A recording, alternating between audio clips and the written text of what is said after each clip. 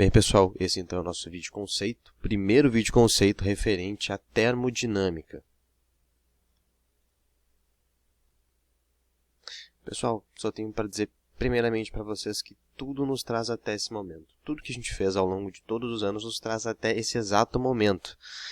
Tudo que a gente viu desde o primeiro ano, eu que acompanhei vocês, acredito ali desde a metade do primeiro ano até então, a grande maioria de vocês, mas mesmo assim quem não esteve comigo no ano passado, viu então no primeiro ano as características ligadas ao movimento, estudou também sobre as leis de Newton. Esse ano então, nós juntos, vimos os conceitos ligados à calorimetria, o que é calor, o que é temperatura, calor sensível, calor latente, mudança de estado físico. Estudamos também, agora por último, os conceitos ligados à hidrostática, então é pressão, densidade, volume, empuxo, e tudo isso, o aglomerado disso tudo nos leva até a termodinâmica.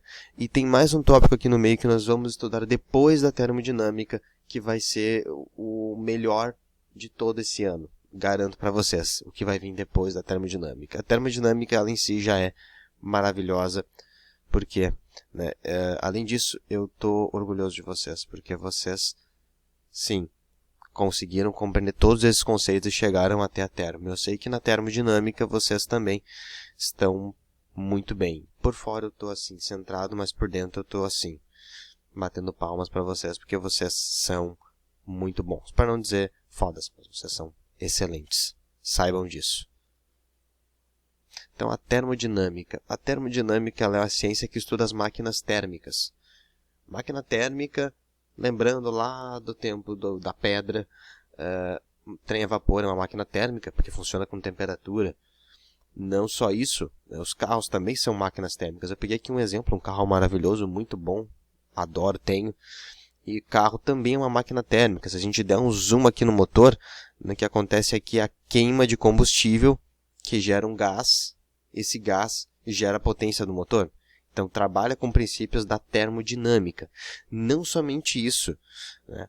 Aqui a gente tem um sistema de funcionamento de geladeira que também é explicado pela termodinâmica. E até os nossos incríveis e maravilhosos ar-condicionados, que Deus abençoe a Samsung, também trabalham com princípios da termodinâmica. Então, termodinâmica, pelo nome, estuda o calor em movimento, através de um único meio. O calor se movimentando através de gases, em todos os meios. No trem a vapor, a gente tinha o carvão, tocava o carvão no carvão para queimar, virava gás, né? E esse gás movimentava o trem. A gente está vendo aqui, saindo fumaça para caramba, poluindo para caramba, mas era o gás que gerava, então, que transmitia essa energia. No carro, entra a gasolina, vira gás, né? O gás expande, estoura, então conduz essa energia. Na geladeira, a geladeira tem o gás que circula dentro dela o tempo inteiro, e quando a geladeira para de gelar é porque tu tem que trocar o gás, ou colocar o gás que o gás vazou. Mas também, geladeira, ar-condicionado, tudo que vocês estão vendo aqui trabalham com gases. Então, o melhor para a gente começar a entender a termodinâmica é começar pelos gases. Vamos começar então pela lei dos gases ideais. Só pelo nome a gente já consegue filosofar sobre o que quer dizer isso, sem precisar ler um texto gigantesco. Primeiro, que lei é uma regra ou norma, né? Todos nós respeitamos leis, a princípio. Todos nós seguimos leis. Agora, essa lei aqui se aplica aos gases, né? A gente já sabe que é um gás, né? Um fluido sem forma sólida. Pô, o ar é um gás aqui, tem bastante ar. E carbono também. E gás carbônico também. Tem oxigênio, eu espero. Tem oxigênio. Ideais. Ideais porque ideais são vocês, entendeu? Vocês são meus alunos. Ideais é a disciplina de física, né? A disciplina de física é um ideal. Nossa, uau! Adoro! Né? Mas não, ideal vem de perfeito. Então, é a lei dos gases perfeitos. Então, um gás ideal, um gás perfeito, né? Ele é chamado de perfeito quando a sua pressão, volume e temperatura se igualam a uma regra. Então, se o gás segue essa regra, essa lei, ele é perfeito. Essa é a lei dos gases ideais. Se a gente multiplicar a pressão vezes o volume e dividir pela temperatura, vai dar um valor constante. Se o gás respeita isso, ele é ideal. Essa é a regra para o gás ser ideal. Claro que pressão a gente já trabalhou, né? Na hidrostática. Pressão a gente utiliza como unidade de medida ou Pascal ou até o ATM. A gente vai utilizar mais o Pascal. Mas também dá para calcular com o ATM.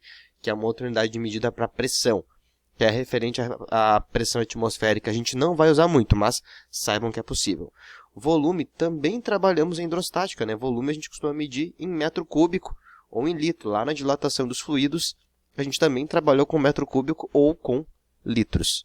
E temperatura a gente trabalhou lá no início do ano. Então são só conceitos que a gente vem acumulando ao longo do ano que acarretam na termodinâmica. Temperatura a gente vai trabalhar ou com a escala Kelvin ou com a escala Celsius. A gente não vai entrar muito na Fahrenheit e deixa para os americanos.